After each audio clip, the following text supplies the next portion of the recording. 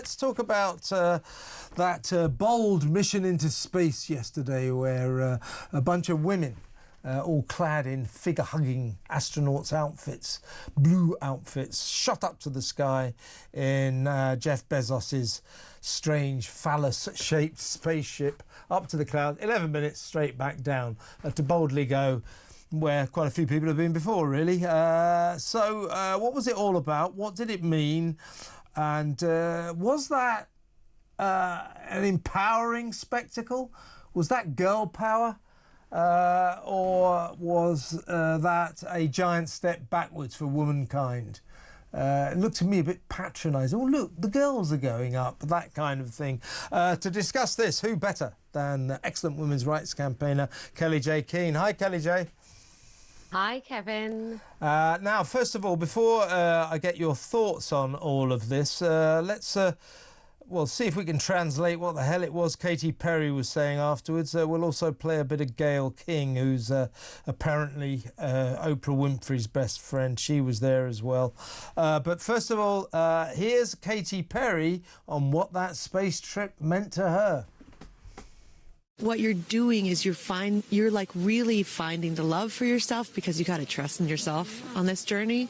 And then you're feeling the love when you come down, for sure. And you're feeling that strength. So I feel really connected to that strong, divine feminine right now. It's very difficult because you're floating, but the best part was when we got back in our seats after 0 G's, Katy sang "What a Wonderful World." She did? Isn't that nice? Oh, come on. She sang "What a Wonderful World." I see Did you just all dreams. start Oh, crying? yes. Oh. Because we'd been asking her to sing all the time, and she wouldn't. She did? Amazing. So your overview of what we saw yesterday, I thought it was a bit bizarre. I thought it was kind of demeaning, patronising. Oh, look at the girls all dressed in their lovely figure-hugging astronaut kits. Your thoughts, Kellie Jay? I thought their hair was beautiful. I think it was, I can't get too animated about it. It was a bit of fun. And that kind of seems to be the extent of it. It didn't seem to be groundbreaking. Maybe it was. Maybe I don't know if I was supposed to feel any sort of sense of women have achieved. That's not what I thought. I just thought great, really great hair. Those curls really look fantastic in space. Great makeup, super outfits. And beyond that, you're totally right. It was, I don't think I can use the word, but it was a billionaire's peeing contest, wasn't it? It was. It was. The strange shape of that spaceship never ceases to amaze. But Katy Perry, when she touched down, we just heard her. This is what she said about, okay, she's been up 11 minutes. Okay, quite a thing, when you get to the top. You experience weightlessness, the views like you'll never see again. She said, I feel, this is what she said when she touched down. She kissed the ground like the Pope. She said, I feel super connected to love. I think this experience has shown me how you never know how much love is inside of you, like how much love you have to give, and how loved you are until the day you launch. What's she talking about? I think she's confusing love with adrenaline, because I think, can you imagine going up into space and coming down and talking about the love you have for yourself and not the Earth, and how majestic it was and how just incredibly small you might feel, rather than I felt love and I was so loved, and when I came back down it was just love for me, and me. It's very, very odd. Does it do anything for women's rights, this sort of thing? I don't know. A women's rights in a bottle of kind of Botox, I don't think it does do too much for women's rights. I mean, if they built the rocket, I think that would be pretty spectacular. Maybe if they built it, designed it, and actually drove the thing. I don't know. Do you drive a rocket? If they flew the thing, that would be great. But I don't know. Sitting in something and saying nothing profound, but thinking you're saying something that really is going to be changing the world is spectacular. I don't think it does anything for or against women's rights. I don't think the fact that they had skin tight, rather gorgeous outfits on, I don't think that sort of necessarily demeans women. I just think it's somewhere over there, and that's not where women's rights are really being fought. But saying that, they were at least all women. So that's, for me... Yeah, real women. Yeah, genuine women. That was, I suppose, you're absolutely right. It being America, I'm surprised half of them weren't sort of blokes dressed up as women like it usually is over there. So that was one good thing. What about the shape of that spaceship? I mean, it never fails to amaze me. I mean, they're doing this deliberately. You know what I'm saying. It is the shape of a man's phallus, isn't it? Yes, and I understand that Jeff maybe is not a man of sort of 6'5" stature.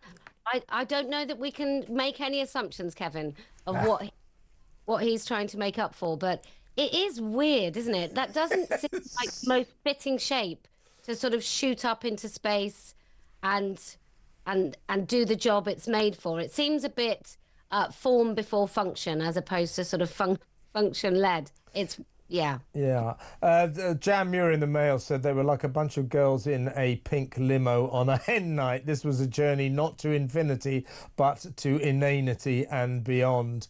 And to get away from the, the female angle, the fact that this was a sort of bottled up femininity going into space, which again, I say I've got nothing against it, but it's kind of odd. I mean, you wouldn't go, hey, we've got a spaceship going out tomorrow and it's all guys. Isn't that incredible? You wouldn't do that, would you? But to get away from the sort of feminism issue here, what strikes me is, in 1969, man landed on the moon. I'm afraid I'm old enough to remember that. I wasn't very old at the time, but I do remember it. And I remember that in the air, there was a sense of wonder on my little street where my mum and dad and me lived. Grown men and women were on the street saying, oh my God, this is the beginning. The heavens are opening up. Star travel is ours. 1969, land on the moon. Over 50 years later, this is what we end up with. Didn't quite fulfill its promise, did it, space travel? No, it didn't, did it? And I don't get the whole thing. I don't know whether it's because I'm not a bloke, but I really don't understand why we're trying to, I don't know, float in the air for 11 minutes for 28 million, I understood the tickets were. But that's just what I read, so I don't know it to be true. But there's so much stuff we need to do on this planet. It's such a lot of money as well. It really is. There's something quite grotesque about, I guess, the whole spectacle of it, how much money it cost, what it really represents, and what does it really represent. I think probably this is what you can spend your money on if you have an obscene amount of money. Yeah. In countries where there are people starving, in America, there's so many homeless. So I guess it's a little bit ostentatious, pretty gross. But yeah, there's no promise here, is there? There's no, like you say, there's no wonder. There's no spectacle even. I mean, I barely even noticed that it happened. Yeah, as I say, it seems like such a small destination for space travel to have arrived at, to boldly go where, I guess in this instant, no woman has been before. But they kind of have. And it's like a sort of almost a fairground ride, a very, very expensive fairground ride. I think you're right. I think it's like $250,000, or it's maybe 28 million. It's a hell of a lot of money to do it. So it's kind of a business venture on the part of Jeff Bezos, I guess.